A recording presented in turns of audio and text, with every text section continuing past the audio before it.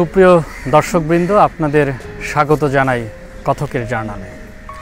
আপনারা জানেন সাহিত্য, শিল্প, ইতিহাস বিষয়ক এই চ্যানেলটি প্রতিনিয়ত কাজ করছে আমাদের সাহিত্যের বিষয় নিয়ে, শিল্পের বিষয় নিয়ে। আমরা ইতিমধ্যে আমাদের সাহিত্যের বেশ কিছু আলাপচারিতার সঙ্গে আপনারা পরিচিত হয়েছেন।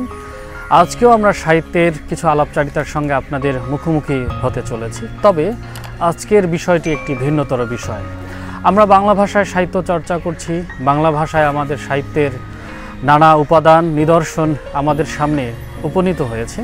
কিন্তু আজকে বাংলা ভাষার সেই সৃষ্টি থেকে, চর্চাপদ থেকে শুরু করে আধুনিক বাংলা পর্যন্ত বাংলা ভাষার এই বিবর্তন, বাংলা ভাষার প্রয়োগ এবং বাংলা ভাষার বিবর্তনের মধ্য দিয়ে সাহিত্যের যে নিত্য নতুন নিদর্শনগুলো আমাদের সামনে উপস্থিত হয়েছে, এই নিদর্শনের পাশাপাশি ভাষাতাত্ত্বিক যে পরিবর্তন, পরিক্রমা, বিবর্তন যাই বলি না কেন, এই বিষয়টি যে ঘটেছে, সঙ্গোপনে ঘটেছে, সচেষ্টভাবে ঘটেছে, আমাদের সাংস্কৃতিক রাজনৈতিক অভিমুখ ধরে একটি দীর্ঘ সড়কের মধ্য দিয়ে আমাদের এই ভাষাতাত্ত্বিক বিবর্তনটি ঘটেছে।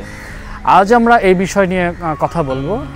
ভাষার, সাহিত্যের নিদর্শনে ভাষার এই প্রয়োগ নিয়ে কথা বলার জন্য আমাদের কথকের জার্নালে সময় দেওয়ার জন্য রাজি হয়েছেন আমাদের প্রিয় অগ্রজ, প্রিয় কথা সাহিত্যিক ফয়জুল ইসলাম ভাই।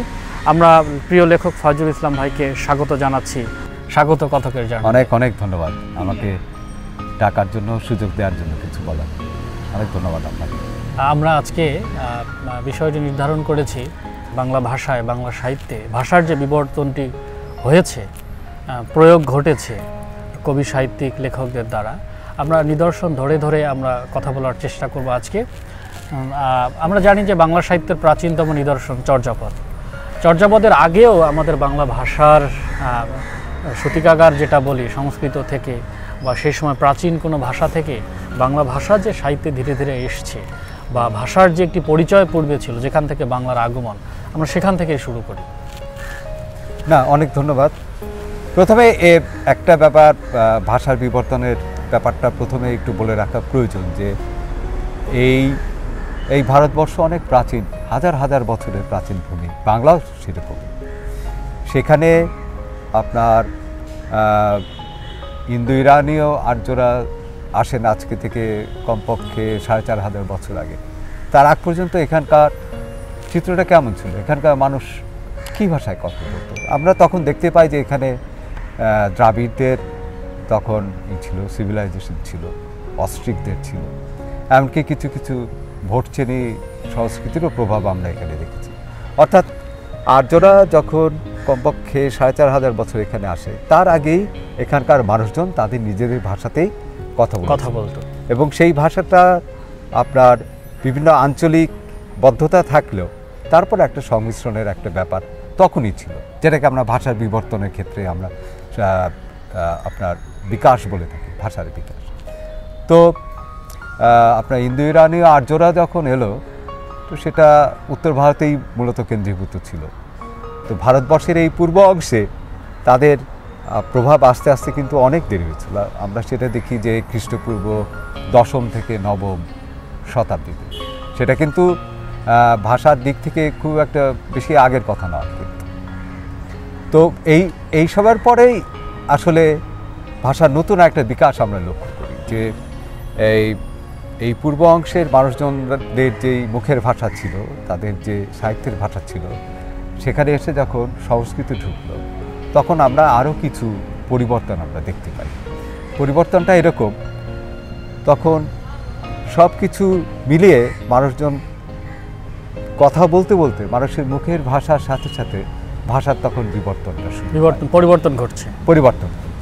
এবং এগুলি কিন্তু আমাদের আজকের বাংলা ভাষার আপনার পূর্বসূরি, যেখানে আপনার দ্রাবিড়, অস্ট্রিক, ভোটচেনি, সংস্কৃত, এই সমস্ত শব্দ মিলিয়ে নতুন একটা ভাষার বিবর্তন আমরা লক্ষ্য করি। এবং এই বিবর্তনের পর্যায়টিকে আমরা অপভ্রংশ বলে থাকি। অপভ্রংশ আসলে দীর্ঘদিন চলেছিল, প্রায় আপনার 8ম থেকে 1200 শতক পর্যন্ত চলেছিল। আসলে তারপরেও আমরা দেখব যে 1600 শতক পর্যন্ত অপভ্রংশের এই বিবর্তনটা চলে। এবং এটা কিন্তু ইন্টারেস্টিং যে মানুষের মুখে মুখে কিন্তু এই ভাষাটা চেঞ্জ হয়ে যাচ্ছে, এবং সাহিত্য মানুষের মুখে সেই ভাষাটাকে গ্রহণ করছে। এই জায়গাটাতে সেটি ঘটছে অতি সংগোপনে ঘটছে ঘটনাটা। হ্যাঁ, এটি এটি অতি সংগোপনে এবং আস্তে আস্তে চেঞ্জ হয়। কখনো চেতন অবচেতন দারুণভাবে বেশিরভাগই সম্ভবত অবচেতনে, কিছু চেতনেও আমরা দেখব যে সাহিত্যের ভাষা মানুষ সচেতনভাবেও তৈরি করছে, সেটার উদাহরণও আমরা দেখতে পাবো।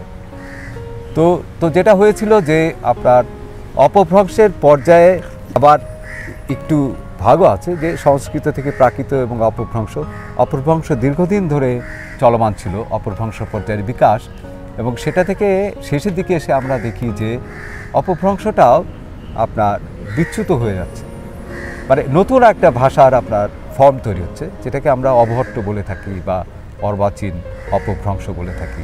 সংস্কৃত ব্যাকরণরা অবশ্য এটাকে আবার অপভ্রষ্ট বলার চেষ্টা করেছে। যাই হোক, সে বিতর্কে আমরা যাচ্ছি না। তবে এটাও একটা খুবই জরুরি আপনার উন্নয়ন ভাষার ক্ষেত্রে, বিকাশের ক্ষেত্রে।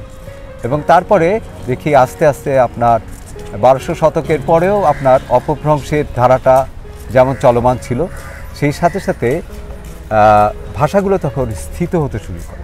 আমরা বলছি যে আপনার নব্যভারতীয় ভাষার আপনার পূর্ব শাখা যেটা, সেই শাখার আপনার দুটো উপশাখা ছিল, একটা হচ্ছে বঙ্গীয় উপশাখা আপনি জানেন, আর একটা বিহারি উপশাখা। সেই বঙ্গীয় উপশাখার ভাষা থেকেই আজকের আধুনিক বাংলা ভাষার তৈরি হয়, এবং বাংলা ভাষার সহধরা তখন ছিল উপভাষা হিসাবে অহমিয়া এবং উড়িয়া। তো আমরা দেখতে পাই যে 1300 শতকের দিকে নবভারতীয় ভাষা পর্যায়ের 1300 শতকের দিকে কিন্তু এই যে অবহট্টের যেই স্ট্রিমটা, এই স্ট্রিম থেকে উড়িয়া প্রথম পৃথক হয়ে যায় এবং তারা একটা আপনার স্বাধীন একটা ভাষা হিসেবে ডেভেলপ করে দেয়। তখনও কিন্তু এটা 1300 শতকের পরেও আমরা দেখতে পাই যে অবহট্টের ধারা যেমন প্রবহমান, সেরকমভাবে আস্তে আস্তে আধুনিক বাংলা ভাষা তৈরি হচ্ছে, অসমীয়া ভাষা তৈরি হচ্ছে, সেটাও আমরা দেখতে পাই। সেটা আমরা প্রথম লক্ষ্য করি যে 1600 শতকের দিকে, যখন এই বাংলা এবং অসমিয়ার মিলিত এই ধারা থেকে অসমিয়া ভাষাটা ছিটকে পড়ার পরে তখন আমরা দেখতে পাই যে নবভারতীয় ভাষার পূর্বী শাখার 3টি উপভাষা থেকে 3টি নতুন ভাষা তৈরি হলো, উড়িয়া, অসমিয়া এবং বাংলা ভাষা। আজকে আমরা যে বাংলা ভাষা দেখছি সেটা এরকমভাবে আপনার হাজার বছরের বিবর্তনের ভিতর দিয়ে আমাদের সামনে এসেছে। তো অবশ্যই যে এই যেহেতু মানুষই এটার মূল প্রেরণক, বাহক, মানুষই যেহেতু ভাষা, আপনি যেটা বলছিলেন অবচেতনেই বেশিরভাগ ক্ষেত্রে, চেতনেও কিছুটা অংশ, মানুষই এই ভাষা বিবর্তনের প্রেরণক, মানুষই এই ভাষা তৈরি করে, মানুষই এই ভাষা মানুষই ভাষা বহন করে এবং তার ভাব প্রকাশের ক্ষেত্রে মানুষ কিন্তু এই ভাষাটাকেই ব্যবহার করে। তো ভাব প্রকাশ, সাহিত্য তো মানুষের ভাব প্রকাশের একটা মাধ্যম। তো সেক্ষেত্রে দেখা যাবে যে আপনার মানুষ তার নিজের ভাব প্রকাশের জন্য ভাষা যখন খুঁজে নিচ্ছে, সে তার লৌকিক অংশের ভাষা থেকেই তখন এটা গ্রহণ করে। এই উদাহরণগুলোই আমরা সাহিত্যে কিভাবে এলো সেটা নিয়েই আমার গবেষণার কাজটা মূলত। আচ্ছা আচ্ছা, তাহলে এই যে চমৎকার, প্রিয় দর্শকবৃন্দ, আমরা চমৎকার একটি ভাষার প্রারম্ভিক অবস্থার জার্নিটি জানলাম। ভাষা তো সৃষ্টি হয়েছে বহু বছর আগে, কিন্তু আমরা বাংলাকে যেখানে ফ্রেমবন্দি করছি, সে ফ্রেমবন্দি করার, বাংলাকে চিহ্নিত করার একটি প্রেক্ষাপট আমরা এতক্ষণ শুনলাম। এখন আমরা সাহিত্য ধরে এই বাংলা ভাষাটাকে চিহ্নিত করবার বিবর্তন এবং প্রয়োগকে চিহ্নিত করার চেষ্টা করব। তাহলে দাদাভাই আমরা চর্যাপদ থেকেই শুরু করি। আপনি, কারণ ওই যে জার্নির কথা বললেন সেখানে শুরুতেই আমরা চর্যাপদকেই পাচ্ছি।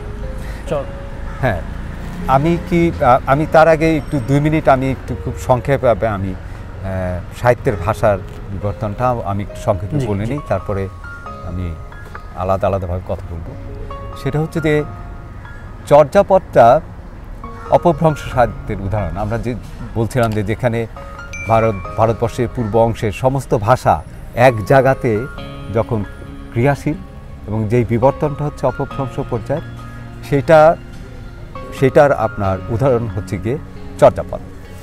তো এইটা ডক্টর মোহাম্মদ শহীদুল্লাহ বলছেন 650 থেকে 1200 শতক পর্যন্ত সময়ে চর্যাপদগুলি লেখা হয়েছিল। সুনীতি কুমার চট্টোপাধ্যায়, সুকুমার সেন, এনারা বলছেন যে 8ম থেকে 1200 শতক। তো আপনার শুরুর দিকটার কথা নিয়ে একটু বিতর্ক থাকলেও শেষ নিয়ে কিন্তু কোনো বিতর্ক নেই। তো বাংলা ভাষার বিবর্তনের দিক থেকে আমরা যখন দেখি যে ওই সময়টাতে অপভ্রংশ ভাষা যেটা ছিল মানুষের যে লৌকিক ভাষা, সেই লৌকিক ভাষাতেই চর্যাপদ তৈরি হয়েছে। তো চর্যাপদের পরে আমরা আরেকটা গুরুত্বপূর্ণ নিদর্শন দেখি শ্রীকৃষ্ণ কীর্তন। যদিও এটা বাংলা সাহিত্যের মধ্যযুগের পয়লা নিদর্শন, কিন্তু এটা ভাষাটা কিন্তু অপভ্রংশ ভাষা। অপভ্রংশ ভাষা হিসাবে সেটাকে ডক্টর মোহাম্মদ শহীদুল্লাহ আরও সুনির্দিষ্টভাবে চিহ্নিত করেছেন যে এটা ভাষাটা 1200 শতকের দিকের আপনার এই অবহট্ট ভাষা, অর্থাৎ অপভ্রংশের পূর্বরূপ, অপভ্রংশের পরের রূপ এবং আধুনিক বাংলার ঠিক অব্যবহিত আগের রূপ। যেই অবহট্ট, এটাও কিন্তু অপভ্রংশেরই অংশ। আমরা কিন্তু মোটা দাগে আমরা শ্রীকৃষ্ণ কীর্তনকে অপভ্রংশ সাহিত্যই বলে থাকি, কিন্তু ডক্টর মোহাম্মদ শহীদুল্লাহ আরও সুনির্দিষ্টভাবে বলেছেন যে এটা অবহট্ট, অর্থাৎ ভাষা তখন আরও বেশি আপনার সংস্কৃত মান থেকে বিচ্যুত হয়ে আমরা বাংলা ভাষাভাষী জনগণের লৌকিক ভাষার কাছাকাছি চলে আসছে। তো সেই পর্যন্ত আপনার মধ্যযুগের যেই প্রথম নিদর্শন শ্রীকৃষ্ণ কীর্তন পর্যন্ত আমরা অপভ্রংশ সাহিত্যের আমরা উদাহরণ দেখেছি। এবং কাছাকাছি সময়ে আমরা আরেকটা গুরুত্বপূর্ণ নিদর্শন দেখি শ্রীরাম পাঁচালী, যেটা কৃত্তিবাস ওঝা লিখেছিলেন পৌরাণিক গল্পের উপরে ভিত্তি করে। এই উন্নয়নটা আমার কাছে খুবই জরুরি বলে মনে হয়। তার কারণ হচ্ছে যে যখন অবহট্ট সাহিত্যের আপনার ছড়াছড়ি এবং সমাদৃত হচ্ছে এই বঙ্গভূমিতে, তখন একদম অন্যরকম একটা ভাষা প্রয়োগ করা হলো শ্রীরাম পাঁচালীতে। শ্রীরাম পাঁচালীর ভাষা আপনি দেখবেন যে এটা পাঁচালীর ঢঙের লেখা, এটার সাথে কিন্তু অবহট্ট অপভ্রংশ বা অবহট্ট ভাষার কিন্তু কোনো মিল নেই। এটা খুবই আধুনিক একটা ভাষা, মানে যেটাকে আমরা বলে থাকি যে স্থিতপ্রায় বাংলা ভাষা।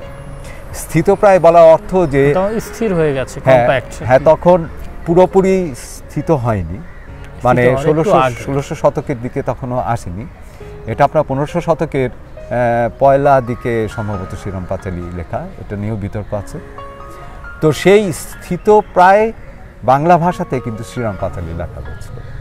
এটা আমার কাছে খুবই গুরুত্বপূর্ণ বলে মনে হয়। এবং 1500 শতকে আরও আপনার একটা জরুরি ডেভেলপমেন্ট আমরা দেখতে পাই, সেটা হলো যে বৈষ্ণব পদাবলীর কথা আপনার নিশ্চয়ই মনে আছে। এটা কিন্তু দেখা গেল যে মানুষের যে লৌকিক ভাষা, আপনি আগে যেটা বলছিলেন যে ভাষা চেতন এবং সচেতনভাবেও তৈরি হয়ে থাকে। তো বৈষ্ণব পদাবলীর যে ব্রজবুলি ভাষা, সেই ব্রজবুলি ভাষাটা কিন্তু একটা কৃত্রিম সাহিত্যিক ভাষা, সচেতনভাবে তৈরি করা, যেটা আমরা দেখতে পাই যে 1400 শতকের দিকে আপনার বিদ্যাপতির হাতে, অবশ্য এটা উমাপতি ধরও এই ভাষাটা বিদ্যাপতির আগেই ব্যবহার করেছিলেন, এবং এমনকি জয়দেবের গীত গোবিন্দও কিন্তু এই ধরনের একটা ভগ্ন ভাষাতেই লেখা। এই ভগ্ন ভাষাটা খুবই জরুরি আমাদের দেখাটা, এই কারণে যে আমরা এতক্ষণ পর্যন্ত দেখলাম যে নব্যভারতীয় ভাষার পূর্বী শাখার অংশ, যেখানে অসমিয়া, বাংলা এবং উড়িয়া ভাষা খেলছে, এটা কিন্তু পূর্বী শাখারই আরেকটি উপশাখা, বিহারি উপশাখা, যেখানে আপনার মৈথিলি ভাষা আছে, যেখানে ব্রজপুরী ভাষা আছে। এই ভাষাগুলো, অর্থাৎ একটা বৃহৎ ভাষা পরিবারের দুইটি উপশাখার ভিতরে কিভাবে সংমিশ্রণ হলো, সেটা হচ্ছে বৈষ্ণব পদাবলীর ভাষাতে আমরা দেখি। এটা শুরু হয়েছিল মিথিলাতে, এবং সেখানে মিথিলার যেই অবহট্ট, যখন অর্থাৎ অবহট্ট তো পুরো জায়গাতেই ক্রিয়াশীল ছিল, সেটা মিথিলার যে অংশ, মিথিলার মানুষ আস্তে আস্তে ওই অবহট্ট থেকে আপনার পরিবর্তিত হতে হতে আপনার আধুনিক মৈথিলি ভাষায় যখন যাচ্ছে, ঠিক তার আগ মুহূর্তে ভাষাটার যেই আপনার গঠন ছিল, সেটাকে আমরা মৈথিলি অপভ্রংশ বা ভগ্ন মৈথিলি বলে থাকি। ভগ্ন মৈথিলির সাথে মিথিলার কবিরা তখন মেলালেন বাংলা ভাষা, অসমিয়া এবং উড়িয়া। এই জায়গাটা আপনার দেখাটা খুবই গুরুত্বপূর্ণ যে অবহট্টের যে ভগ্ন মৈথিলির সাথে স্থিতপ্রায় বাংলা ভাষা আমরা বলবো না, আমরা বলবো বাংলা ভাষা ততদিনে স্থিতই হয়ে গেছে। সেটা আমরা উদাহরণ আমরা পরে দেখব। সেটার সাথে এই সংযোগের ফলে ভগ্ন মৈথিলির সাথে অসমীয়, আধুনিক অসমীয় ভাষার সংযোগ হলো, উড়িয়া ভাষার সংযোগ হলো এবং বাংলা ভাষার সংযোগ হলো, এবং সেখান থেকেই তৈরি হলো গিয়ে আপনার যেই ভাষাটাকে আমরা বলে থাকি ব্রজবুলি। এই ব্রজবুলি ভাষাটা মিথিলা থেকে যদিও বা তৈরি হয়েছিল, কিন্তু পরে আমরা দেখি যে এটা আসাম এবং উড়িষ্যাতেও এই ভাষাতে বৈষ্ণব পদাবলী লেখা হয়েছে। তবে আপনার সংখ্যার দিক থেকে বিচার করলে গবেষকরা বলছেন যে ব্রজবুলি ভাষার ব্যবহার মূলত কিন্তু হয়েছিল এই বাংলাতে।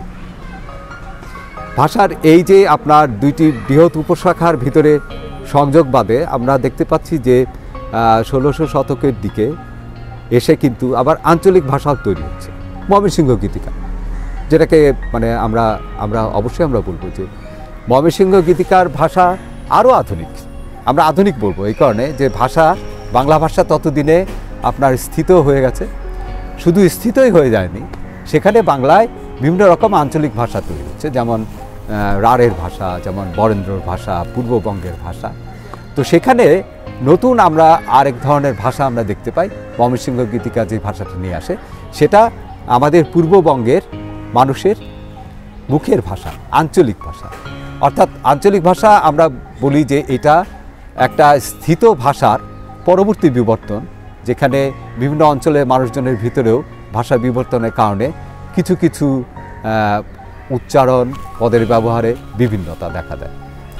ময়মনসিংহ গীতিকার এই আঞ্চলিক ভাষার পরে আমরা যে জিনিসটা আমরা দেখতে পাই, এরপরে ভাষার মস্ত বড় কোনো বিবর্তন, সাহিত্যের ভাষার বিবর্তন ঘটেনি। তার কারণ হচ্ছে যে বৈষ্ণব পদাবলীর ব্রজবুলি ভাষা তখন এত বেশি জনপ্রিয়।